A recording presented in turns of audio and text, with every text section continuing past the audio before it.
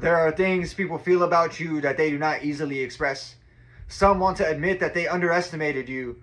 Others want to acknowledge your strength, your intelligence, or the way that you handle situations with grace.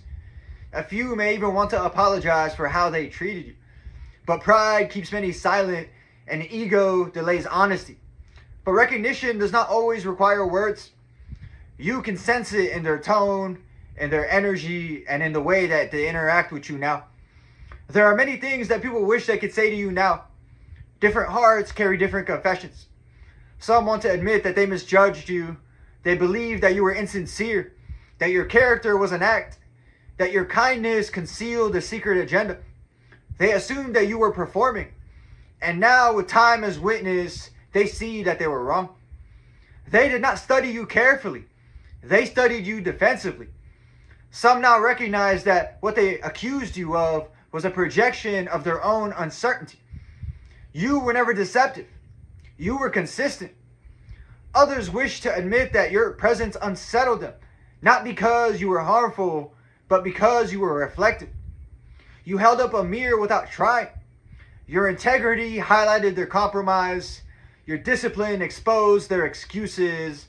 Your sincerity revealed their pretenses. Rather than confront themselves, they resisted you. It was easier to label you than to examine themselves. And now quietly, they understand. There are also those whose confessions carry gratitude. They want to tell you that meeting you altered something inside of them, that your words strengthened them, that your example restored their confidence, that your story revived their faith. Some began praying again because they saw endurance in you. Some chose integrity because they saw it practiced by you. Many feel fortunate to have crossed paths with you. They see that you give without calculation. You offer insight without demanding recognition. You serve without seeking applause. You never required repayment, and yet they feel indebted to you. Not in obligation, but in appreciation. Some pray for you regularly, not because you ask them to, but because they sense that those who uplift others deserve covering themselves.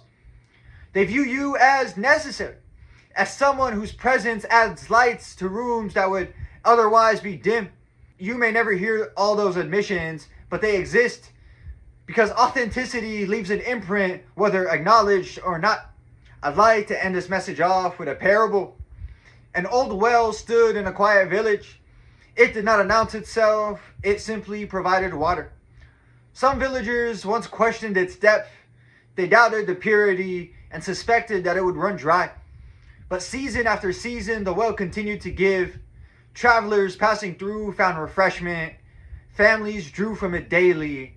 And years later, when drought struck neighboring lands, the villagers realized what they had possessed all along.